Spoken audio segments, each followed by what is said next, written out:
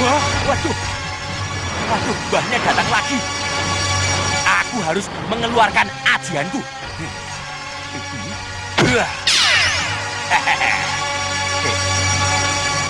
Iya.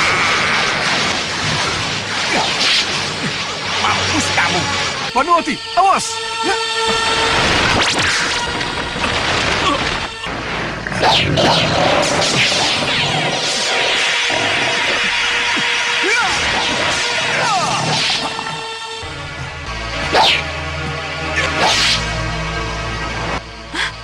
Kakang Wiratsangka.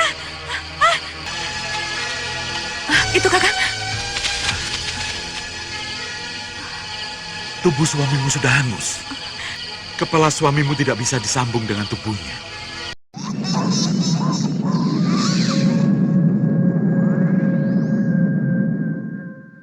Baiklah, aku akan ikut Kakang. Katakan, Nyai. Apa yang harus aku lakukan? Akan kukatakan. Mari.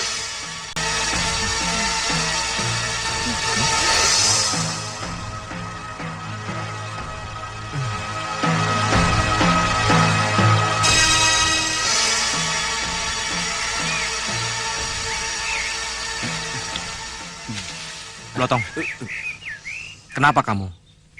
Aku tidak apa-apa. Benar, tidak apa-apa. Benar tidak apa-apa. Tidak ada asap kalau tidak ada api. Di awal episode ini, kita menuju pada Maesa, Blotong, dan Ayu Wulandari, di mana pada saat itu mereka sedang berada di wilayah selatan. Namun sejak keluar dari desa Sidomukti, Blotong seperti sedang berpikir atau memikirkan sesuatu yang disembunyikan olehnya. Melihat semua itu, Maesa dan Ayu Wulandari pun mempertanyakan apa yang sedang difikirkan oleh kawan mereka itu. Sebab ia berubah menjadi pendiam dan tidak seperti biasanya yang suka bercanda ataupun mengeluh karena kelaparan. Maesa dan Ayu Wulandari pun terus mendesak Blotong untuk mau berkata jujur apa yang tengah merisaukan hatinya. Mereka berdua pun mengancam Blotong untuk meninggalkannya, sebab dikira telah menganggap mereka berdua sebagai orang lain ataupun orang asing. Karena mendapatkan desakan yang masif dan kedua kawannya itu meninggalkannya, akhirnya mau tidak mau Blotong pun terpaksa berterus terang, walaupun dirinya sebenarnya merasa bahwa hal itu tidaklah penting. Blotong, kalau kamu mempunyai masalah, kasih tahu kami. Siapa tahu kami bisa membantu memecahkan masalahmu. Sebenarnya dikatakan masalah, ya bukan masalah. Kamu ini gimana sih? Ya, bukan begitu. Mau kemana kalian? Tunggu toh, tunggu dulu, tunggu. Aduh. Tunggu. Sebenarnya begini, aku itu ndak habis pikir. Kenapa ada orang seperti Wiratsangka itu mau menjadi siluman ular dan meninggalkan istrinya? Padahal Banowati itu cantiknya naudzubillah. Nah, Tunggu dulu. Kamu memikirkan Wiratsangka atau istrinya? Wah, kamu mulai ngawur. sepertinya ada orang yang sedang bertempur, Guru. Iya, aku juga mendengarnya. Mari kita lihat.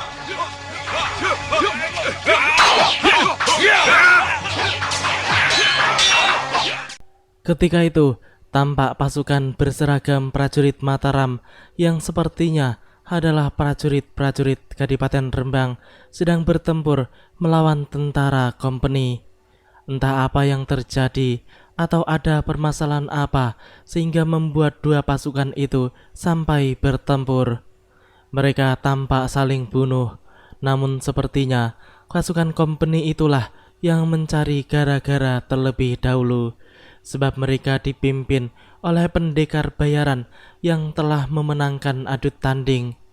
Sementara itu, tampak Nyi Waring Ireng, Ki Hajar Teluh dan Putri Rembulan yang telah berada di sekitar tempat pertempuran tersebut. Putri Rembulan pun kemudian mempertanyakan kepada gurunya apakah mereka perlu membantu pasukan kompeni tersebut ataukah tidak. Bagaimana menurut Kakang? Jangan cari penyakit. Urusan kita menyelamatkan pusaka keraton agar tetap ditangani. Ayo pergi. Ki Hajar Teluh tampaknya tidak mau mengambil resiko dengan ikut campur dalam urusan orang lain, sebab mereka sendiri ketika itu sedang menjadi buronan kerajaan. Sementara itu, pertempuran pun tampak semakin sengit. Tampak jelas kalau pasukan kompeni itu dipimpin oleh wakil Kapiten William dan seorang pendekar bayaran yang bernama Bugel Kaliki. Sedangkan pasukan Mataram dipimpin oleh Senopati Kuda Palungan. Ia adalah salah seorang senopati yang menentang persekutuan Sultan Amangkurat dengan kompeni. Ia pun rela kehilangan pangkat senopatinya karena ia tidak mau bersekutu dengan bangsa penjajah tersebut. Sehingga kini ia pun dimusuhi dan dihancurkan oleh kompeni sebagai sahabat Sultan.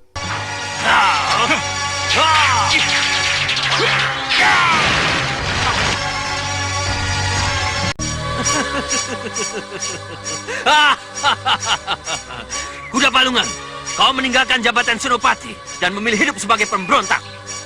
Maka hukumanmu adalah hukuman mati. Bugel Kaliki, jika kau mau membunuhku, bunuh saja. Jangan banyak bicara. Tidak semudah itu. Aku akan menyiksamu secara perlahan-lahan agar kau mati menderita. Bugel Kaliki, tunggu apa lagi? Ayo, habisi dia.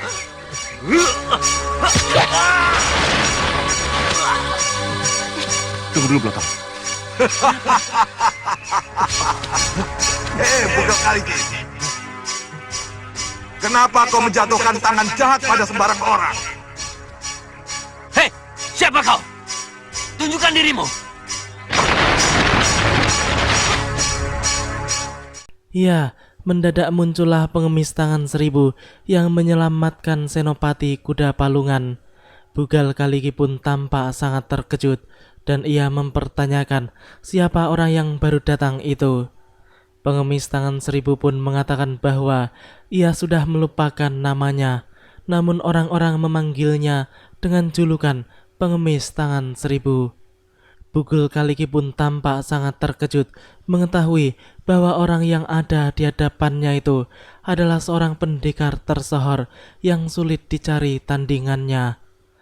Untuk menutupi ketakutannya, Bugel Kaliki pun mencoba untuk menggertak pengemis tangan seribu.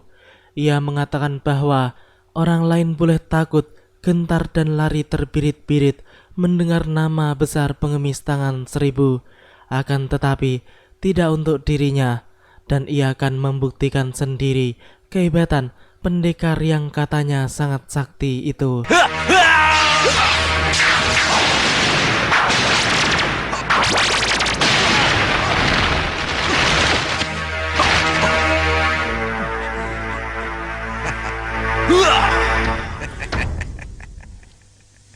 Jangan kaget, namanya tongkat pemukul ular bludak. Bagaimana rasanya?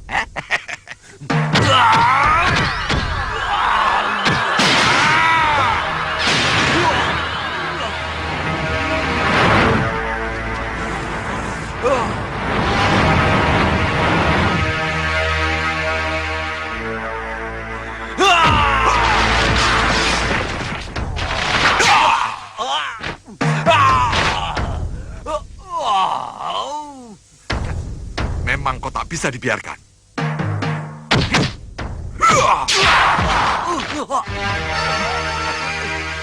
Rasakan.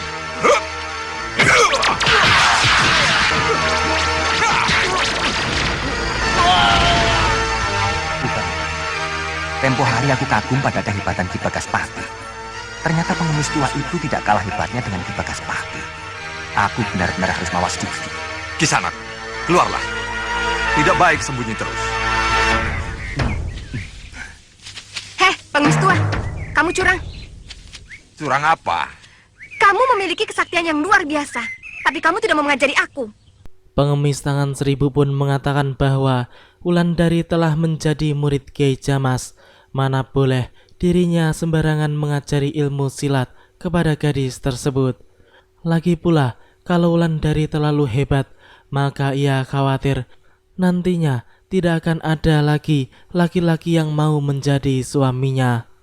Maesa yang telah berada di samping Ayu Wulandari pun kemudian memberikan salam hormatnya kepada Ki Widura. Namun Ki Widura pun mengatakan bahwa dirinya hanyalah seorang pengemis dan ia tidak biasa menerima penghormatan seperti itu. Ia pun kemudian mendekati Ayu Wulandari dan mengatakan sesuatu. Gadis kecil, kau berada di samping Maesa yang gagah. Kurang apa lagi?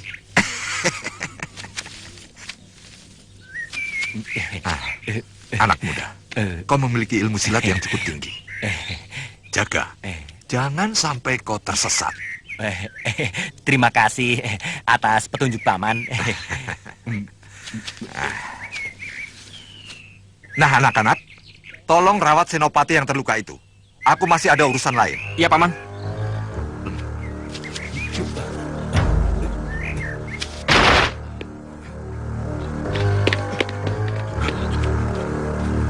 Lapor sama kapiten. Ya, Kamu orang harus tahu di daerah ini akan kita dirikan loji. lapor Kapiten. Tuan Bugel Kaliki jatuh di depan kantor. Apa? Sang kapiten pun tampak terkejut dengan laporan prajuritnya. Ia pun langsung menghampiri mayat Bugel Kaliki yang tengah dirubung oleh para pasukannya. Kapiten William itu pun kemudian menyuruh para prajuritnya untuk mengangkat mayat tersebut masuk ke dalam. Para prajurit itu pun kemudian langsung menggotongnya beramai-ramai. Saya tidak mengerti bagaimana Bugel Kaliki bisa jatuh dari langit. Menurut pendapat saya, Tuan, Bugel Kaliki terkena pukulan sakti. Apa? Pukulan sakti?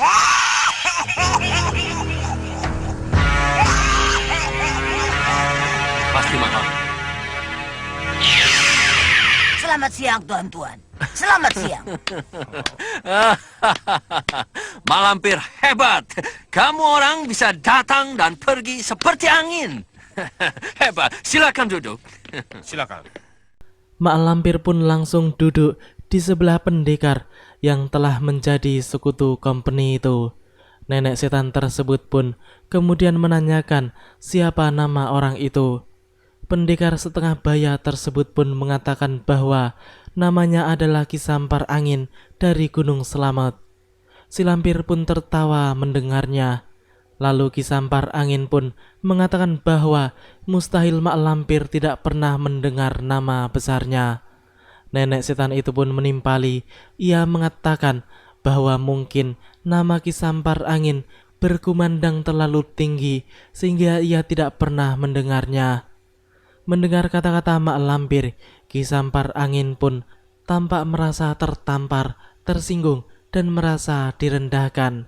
Ia pun kemudian menantang Mak Lampir untuk bertarung dengan mengatakan bahwa dirinya ingin menjajal kesaktian nenek tua itu yang katanya sangat tersohor. Sudah lama aku ingin tahu seberapa hebat kekuatanmu. Kau benar-benar sombong. Lagakmu persis pahlawan kesiangan. Sampar Angin, aku ingin tahu kau punya ilmu apa? Baik, aku tunggu kau di luar.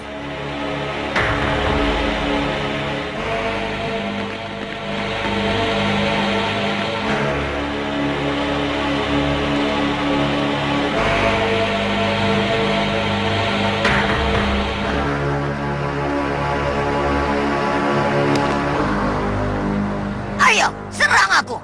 Iya.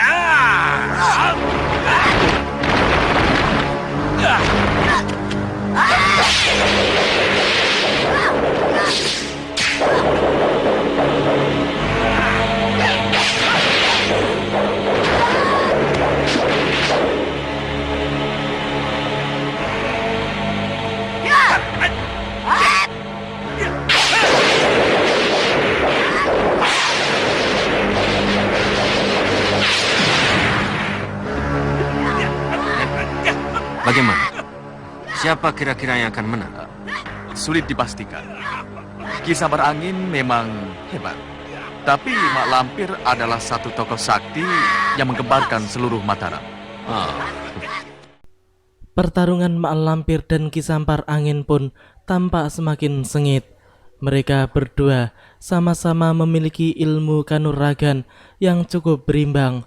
Namun kalau berbicara masalah ilmu kesaktian, sepertinya Mak Lampirlah jagonya. Sebab nenek setan itu memiliki banyak sekali ilmu kesaktian.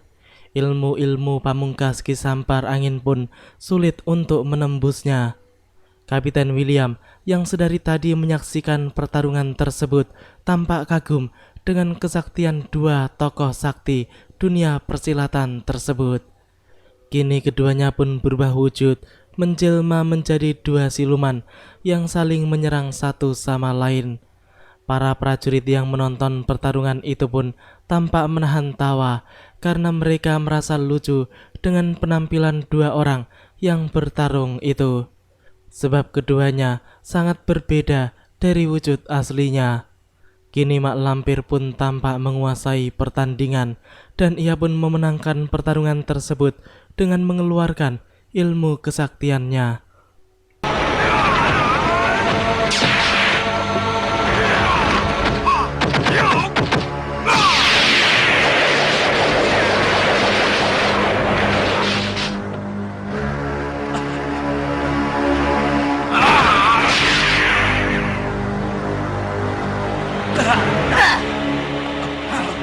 Bunuhlah aku, Mak Lampir.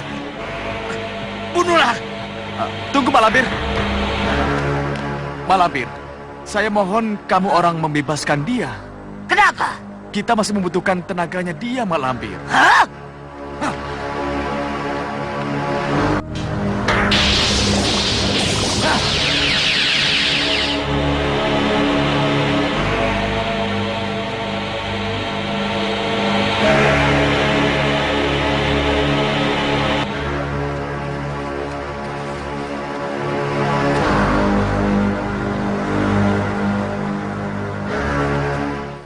Mak Lampir pun kini mencoba untuk mengobati Ki Sampar Angin yang terluka parah karena pukulan mautnya. Tubuh pendekar dari Gunung Selamat itu tampak memar-memar dan luka, dan si Lampir pun kini mengguyurnya dengan air kobokan kembang. Lalu setelah itu, ia pun mengerahkan kesaktiannya untuk menyadarkan Ki Sampar Angin.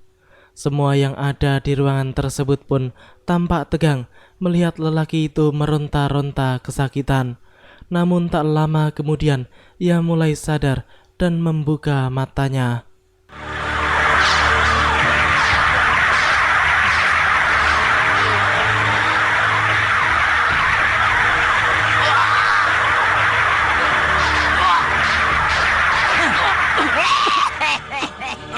Dia sudah sadar kembali. Usahakan agar tenaga dan kesehatannya pulih kembali. Tuan Letnan, katakan pada para pembantu Tuan agar hati-hati menghadapi orang-orang seperti pengemis tangan seribu. Kalau tidak, mereka pasti akan mati penasaran. Ya.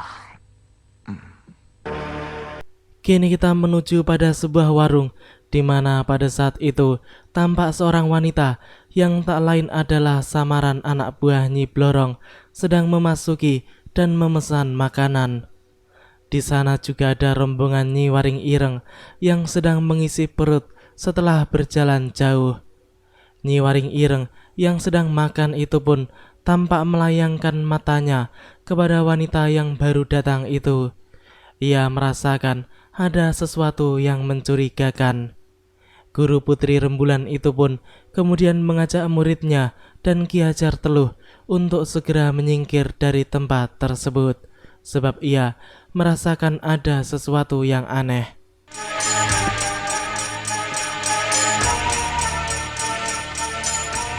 Maaf, Aki bisa menolong saya?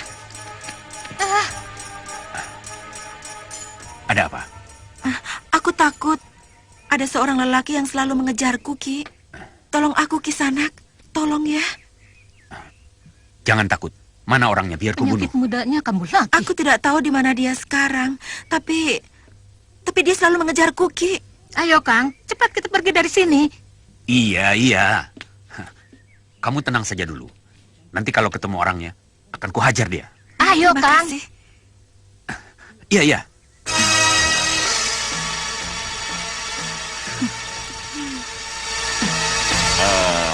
Baik, kalau begitu saya cari makanan dulu.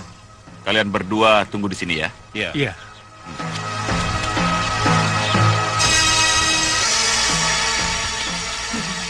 Kakang Mbok. Mana pendekar itu? Dia sedang cari makanan. Bagaimana? Sudah dapat? Dapat. Kita tinggal mengadunya. Kemudian langkah selanjutnya, kita perdaya. Ya, seperti yang telah diceritakan di episode sebelumnya, bahwa ketiga murid Nyi Blorong itu sengaja menyamar menjadi orang-orang desa untuk memperdaya Ki Hajar Teluh agar mau meminta pusaka keraton yang ada di tangan Nyi Waring Ireng, lalu menyerahkannya kepada mereka. Mereka pun juga telah mendapatkan seorang pendekar tangguh yang akan diadu dengan Ki Hajar Teluh.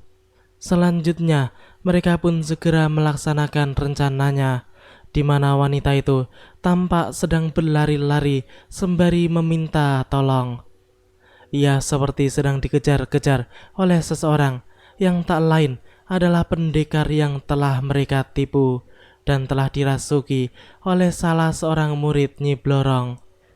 Wanita itu pun kemudian sengaja berlari melewati rombongan Nyi Waring Ireng sehingga membuat Ki Hajar Teluh tidak akan tinggal diam.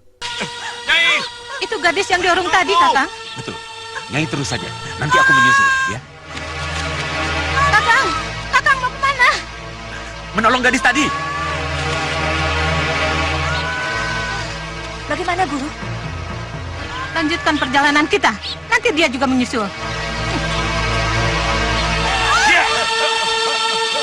Biadab! Siapa kau?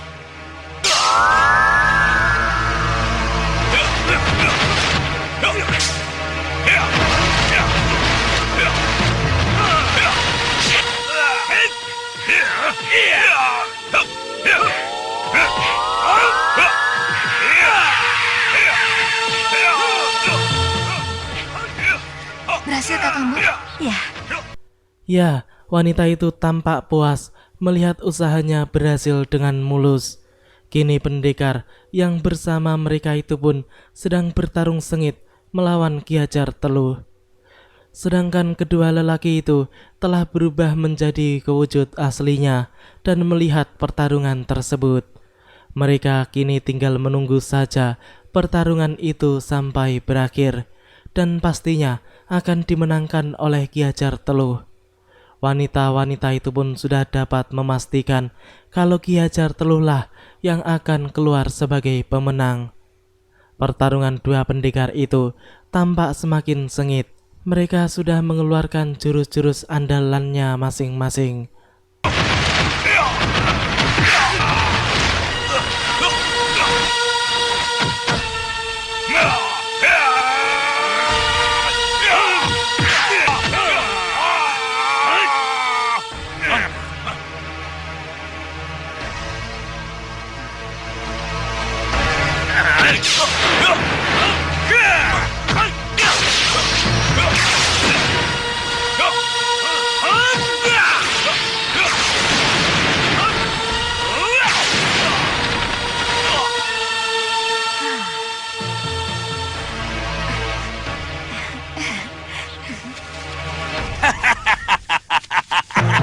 Mana lagi temanmu? Hah? Cuma segitu kesaktianmu? senang sekali melihat kau menang, Kisanak. Kesaktianmu luar biasa. Nyi Liris. Perkenalkan Kisanak, ini saudara-saudaraku.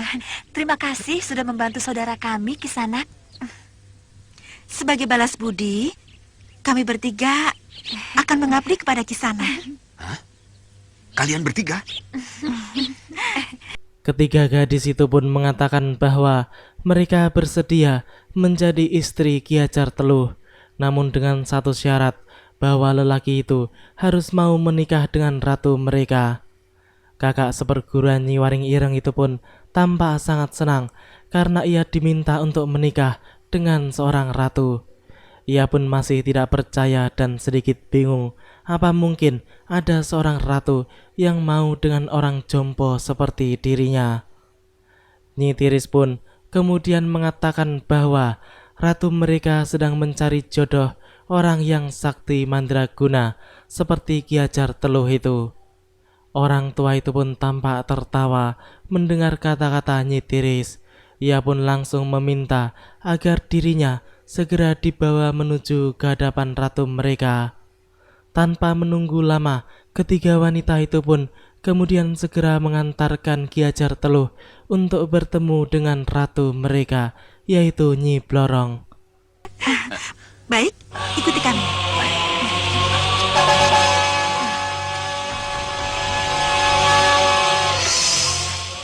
Guru, kenapa sampai sekarang uang guru juga belum kelihatan?